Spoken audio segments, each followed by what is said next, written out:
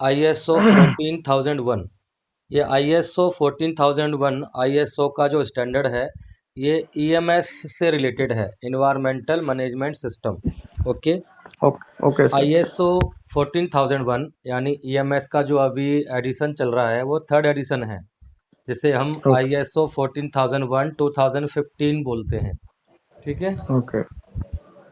इससे पहले second edition चल रहा था, जैसे यहाँ लिखा हुआ है, देखो लिखा हुआ है ना ये इसके नीचे, this third edition cancels and replaces the second edition ISO yes 14001 2004 which has been technically revised।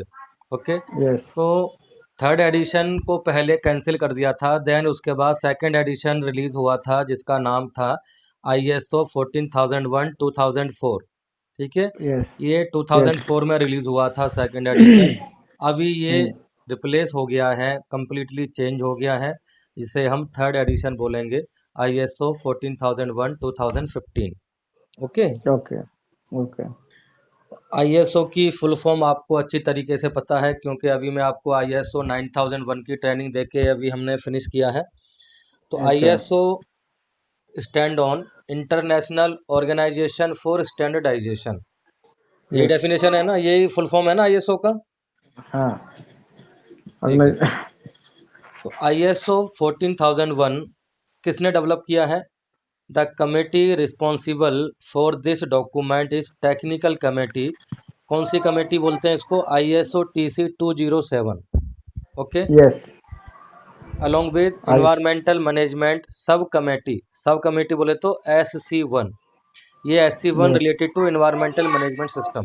ये ISO की जो कमेटी है, ISO TC 207 and SC1, this committee working for preparing the standard ISO 14001 related to EMS। Okay. Yes. तो क्या introduction है ISO 14001 का? This standard lead organization to adopt a systematic approach to environmental management system by implementing environmental management system। Okay. तो इस ISO 14001 का जो main objective है वो क्या है? ऑर्गेनाइजेशन के अंदर इन्वायरमेंट मैनेजमेंट सिस्टम अप्लाई कराना, इम्प्लीमेंट कराना, कि किसी भी ऑर्गेनाइजेशन को इन्वायरमेंट मैनेजमेंट सिस्टम को कैसे अडॉप्ट करना है, उसकी रिक्वायरमेंट यहाँ पे बताई गई है। ओके। ठीक है। तो इन्वायरमेंटल अप्रोच से रिलेटेड क्या क्या रिक्वायरमेंट इसमें बताया है, तो कुछ बता रखा है कि EMS से रिलेटेड क्या क्या डेवलपमेंट करना पड़ता है, जैसे protecting the environment by preventing और मिटिगेटिंग एडवर्स इन्वायरमेंटल इम्पैक्ट। तो ये स्टैंडर्ड बताएगा कि आपके यहाँ क्या क्या एस्पेक्ट निकलते हैं, उनको आपको आइडेंटिफाई करना है। उन एस्पेक्ट का एडवर्स इम्पैक्ट क्या पड़ रहा है, बोले तो नेगेटिव इम्पैक्ट क्या पड़ रहा है यस। इन्वायरमेंट के ऊपर, उन्हें आपको मिटिगेट करना है। मिटिगेट का मतलब होता है उनके इम्पैक्ट को कम करना है, यानी प्रिवेंट करना है। ठीक है। ओके। जो एस्पेक्ट, अभी एस्पेक्ट की डेफिनेशन आपको मैं आगे समझाऊंगा। एस्पेक्ट का मतलब ये है कि आप जो भी मैन्युफैक्चरिंग करते हो ऑर्गेनाइजेशन में, उससे क्या क्या एस्पेक्ट, यानी उससे क्या जनरेशन क्या क्या होता है, तुम्हारे जो भी आप जनरेट करते हो ना, कुछ वेस्ट यस जनरेट होते हैं, कुछ प्रोडक्ट जनरेट होते हैं, उनसे रिलेटेड यस। इन्वायरमेंट पे क्या इम्पैक्ट पड़ रहा है, उन्हें हमको आइडेंटिफाई करना है और उस ओके इम्पैक्ट को मिटिगेट करना है कि उसका हमारे इन्वायरमेंट पे ज़्यादा नेगेटिव इम्पैक्ट ना पड़े। Okay. Second, mitigating the potential adverse effect of environmental conditions on the organization। तो ऑर्गेनाइजेशन के अंदर इन्वायरमेंट में कोई नेगेटिव इम्पैक्ट ना पड़े, किसकी वजह से? प्रोडक्ट जो बनाया जा रहा है ऑर्गेनाइजेशन के द्वारा, और यस। प्रोडक्शन करते समय जो भी एस्पेक्ट्स निकल रहे हैं उनका इन्वायरमेंट पे या ऑर्गेनाइजेशन का जो इन्वायरमेंट है उस पर एडवर्स इम्पैक्ट ना पड़े। यस। नेक्स्ट है controlling or influencing the way the organization product and service are designed, manufactured, distributed, consumed and disposed by using a life cycle perspective that can prevent environmental impact from being unintentionally shifted elsewhere within the life cycle।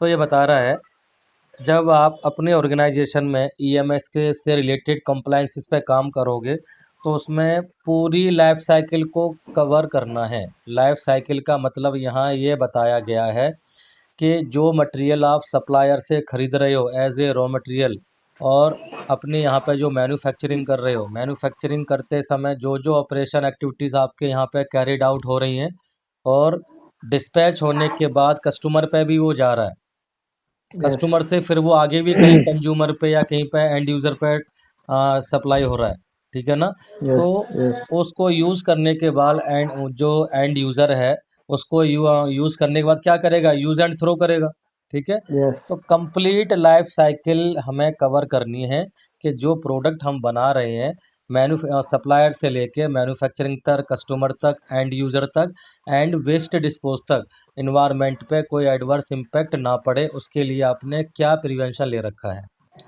ये जो product life cycle है, पहले ISO 14001 2004 में इसका वहाँ पे जिक्र नहीं था, मगर अभी product life cycle newly add हुआ है इसमें, ठीक है।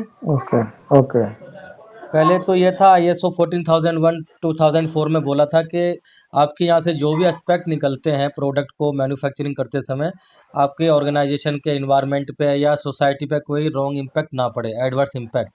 मगर अब जो है प्रोडक्ट लाइफ साइकिल को जोड़ दिया है, ठीक है। ओके अब जैसे मान लो आप कुछ प्रोडक्ट खरीद के लाते हो मार्केट से, खाने पीने का पॉलीथीन में लेके आते हो। अब वो यस पॉलीथीन जहाँ पॉलीथीन में पैक आ रहा है मटेरियल, वो पॉलीथीन जहाँ पैकिंग जहाँ से होके आ रहा है मटेरियल, वो कस्टमर ने थोड़ी बनाई है, जो मैन्युफैक्चरर ने थोड़ी बनाई है वो पॉलीथीन।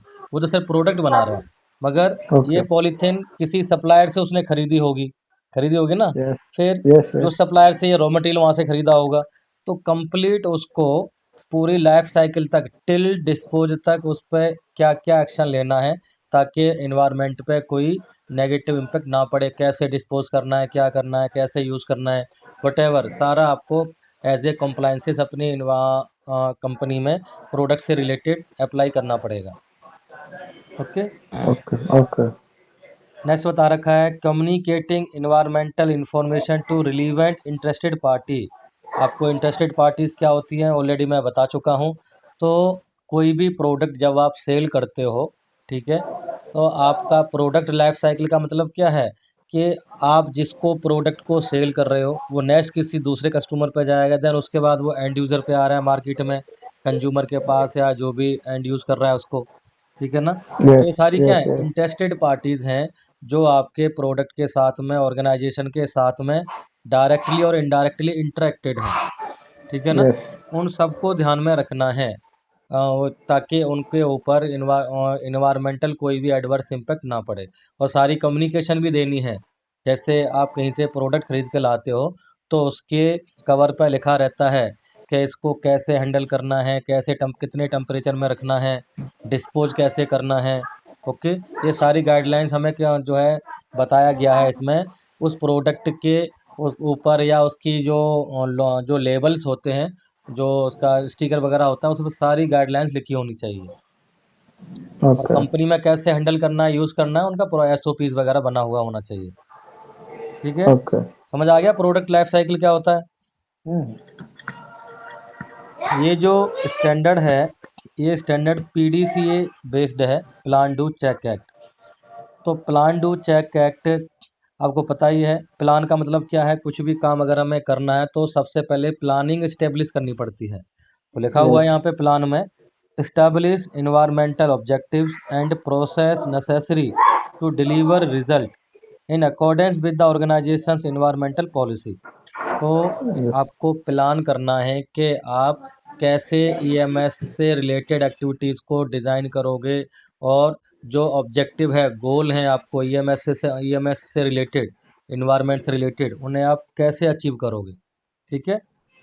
यस डू डू का मतलब क्या है, implement the process as plan. जो भी आपने प्लानिंग किया है एक्टिविटीज़ से रिलेटेड, EMS से रिलेटेड जो एक्टिविटीज़ प्लान की हैं एज पर स्टैंडर्ड, उन्हें कैसे इम्प्लीमेंट करना है वो डू के अंदर आएगा। चेक का मतलब क्या है, monitor and measure process against the environmental policy. तो क्या बता रहा है ये कि आपको मॉनिटर करना है, मेजर करना है प्रोसेस को against the environmental policy including it's commitment.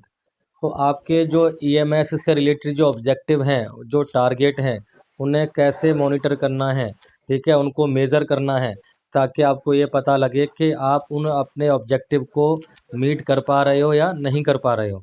अगर नहीं कर पा रहे हो देन फिर आपको एक्शन लेना है, अपॉर्चुनिटीज़ को फाइंड आउट करना है कि आप ऐसा क्या कारण है जो उनको आप अचीव नहीं कर पा रहे हो।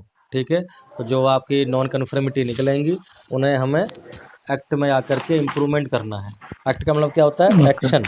लिखा हुआ है टेक अच्छा। Action to continually improve. तो हमें लगातार सुधार करने के लिए एक्शन लेते रहना है। ठीक है, किसके ओके। लिए? To achieve the objective related to environment. Okay, okay. ये पीडीसीए का ये फिगर है। ठीक है ना। पी में आपका पहला क्लॉज आता है प्लानिंग। डू के अंदर आता है सपोर्ट एंड ऑपरेशन। ऑपरेशन आपका 8वां क्लॉज है, सपोर्ट है आपका 7th, प्लानिंग आपका 6ठा क्लॉज है। देन सी के अंदर आता है परफॉर्मेंस इवेल्युएशन, 9th क्लॉज, जिसमें इंटरनल ऑडिट वगैरह की बात करेगा, एमआरएम की बात करेगा। ए के अंदर आता है improvement, 10th clause. 10th clause का नाम ही इम्प्रूवमेंट है। तो पीडीसी आपका एक लूप बन गया, क्लोज साइकिल। ओके। ये जो है ISO 14001 2004 जो सेकंड एडिशन था, उसे रिप्लेस क्यों किया गया कंप्लीटली? वो इससे रिप्लेस इसलिए किया क्योंकि मैंने आपको ISO में भी बताया था 9001 में कि ISO 9001 एक हाई लेवल स्ट्रक्चर है। यस। हाई लेवल स्ट्रक्चर का मतलब ये है जितने भी स्टैंडर्ड हैं क्वालिटी मैनेजमेंट से रिलेटेड और ईएमएस से रिलेटेड, सेफ्टी से रिलेटेड, उन सब के अंदर जो क्लॉजेज हैं वो सेम क्लॉजेज रखे हैं। जो मेन क्लॉजेज हैं उनका नेम भी सेम है और उनके नंबर ऑफ क्लॉजेज भी सेम है, मगर क्लॉजेज का जो सब रिक्वायरमेंट है वो नेचर उनका अलग है।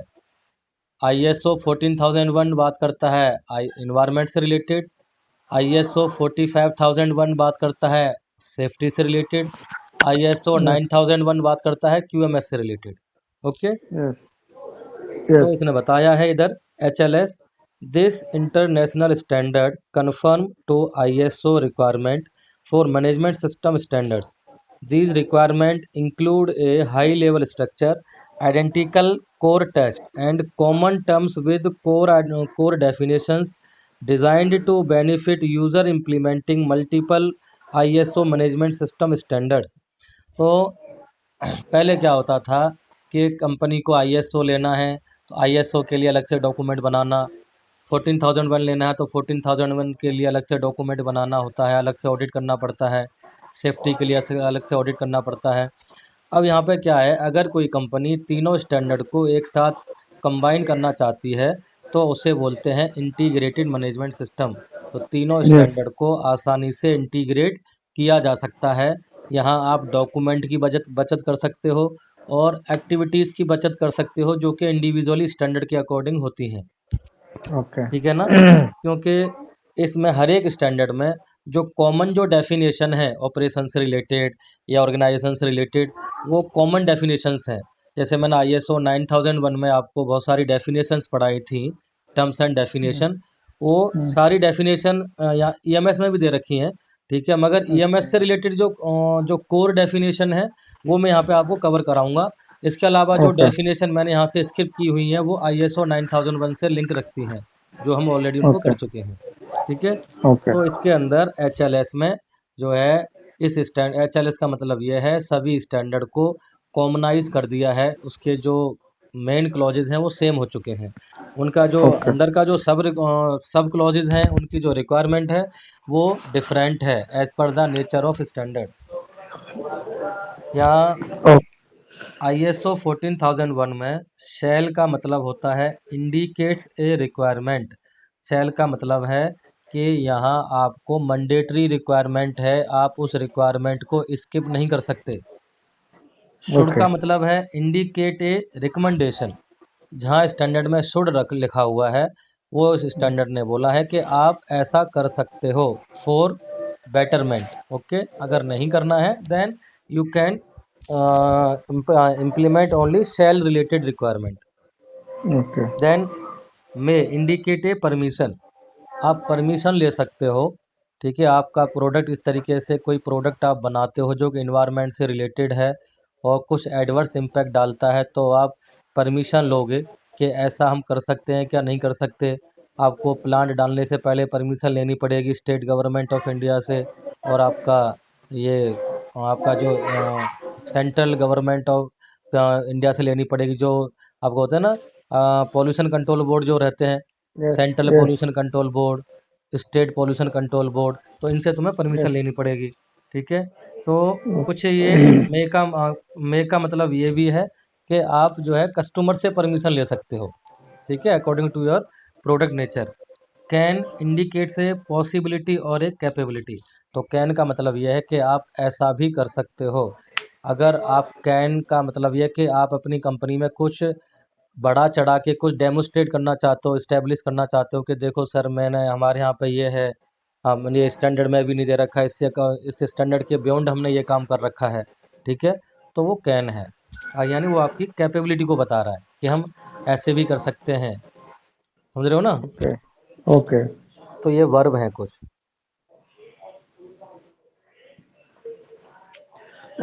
नेक्स्ट हम क्लॉजेस की बात करेंगे, स्कोप पे, normative reference and terms and definition पे।